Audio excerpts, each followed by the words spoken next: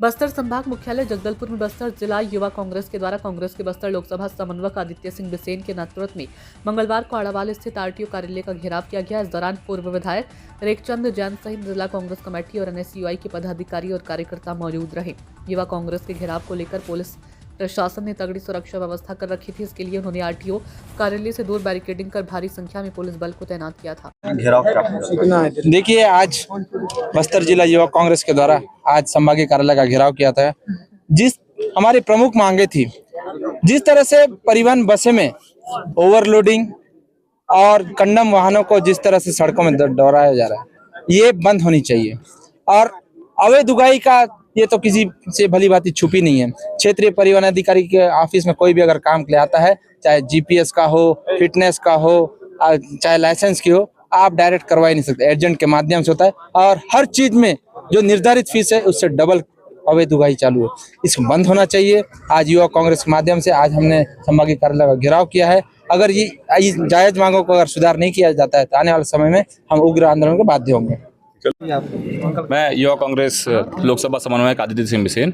आज हम सभी युवा कांग्रेस के साथी सीनियर कांग्रेस के लोग, पूर्व विधायक माननीय शंकर राव जी सब आरटीओ कार्यालय घेराव के लिए आए थे। और ये हमारा प्रमुख मुद्दा ये था कि बस्तर के परिवहन मंत्री होने के बावजूद भी बस्तर के लोगों को आरटीओ विभाग से इतना छला क्यों जाता है। बसों में कोई व्यवस्था नहीं है, ना सुरक्षा की व्यवस्था है, कहीं फायर एक्सटिंग्विशर नहीं लगा है, इमरजेंसी एग्जिट जो है हमेशा बंद रहता है। कभी कोई हादसा होता है तो यात्री वहाँ से निकल नहीं पाता। दूसरी बात यह है कि जो अभी जीपीएस सिस्टम लागू है, आरटीओ विभाग उस पर अवैध वसूली कर रहा है। जीपीएस का मॉनिटरिंग सिस्टम नहीं है।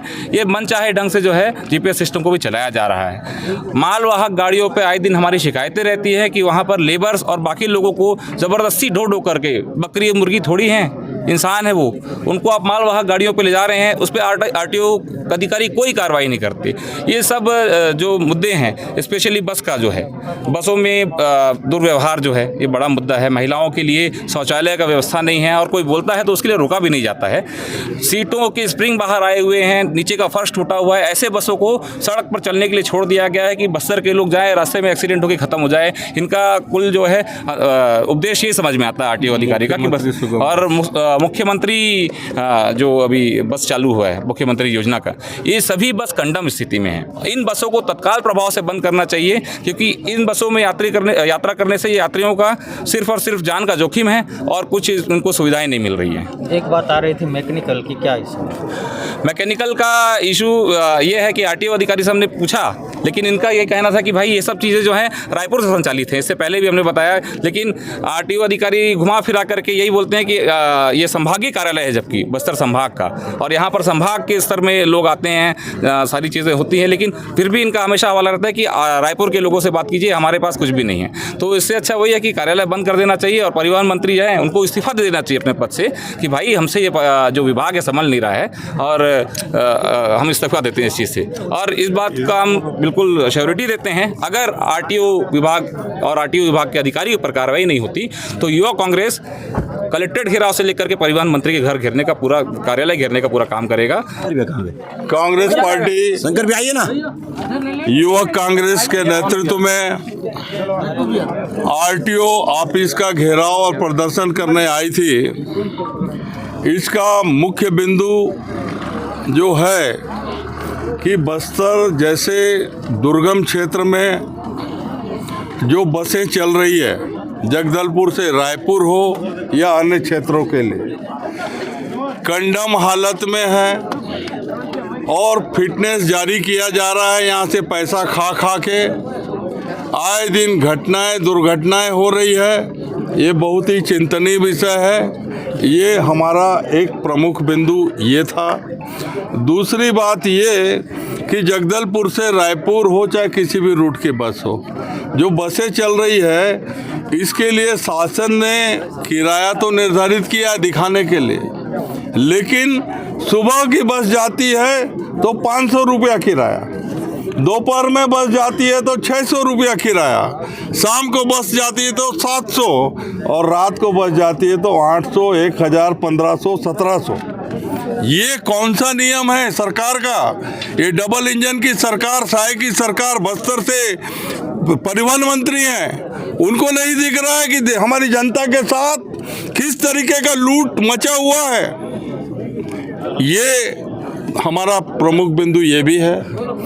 तीसरी बात ये कि यहाँ पर एक कानून और बनाया आरटीओ ने कि पुरानी गाड़ी अगर बेचना है तो नई गाड़ी की जो दर है उसके हिसाब से 1% टैक्स वसूली। तो सरकार की ये हालत हो चुकी है कि आम पब्लिक को कितनी परेशानियों का सामना करना पड़ रहा है, कैसे जीवन चल रहा है। आज देख रहे हैं कि युवा परेशान है, किसान परेशान है, माता शक्ति परेशान है, मजदूर परेशान है, सबको सफ़र करना पड़ता है। और तो और ये हमारे पुलिस विभाग के जो सिपाही हैं ये वारंट लेके जाते हैं, उसको भी दुर्व्यवहार किया जाता है बसों में, उनको पीछे की सीट में बैठा दिया जाता है, खड़े होकर जाने के लिए मजबूर किया जाता है।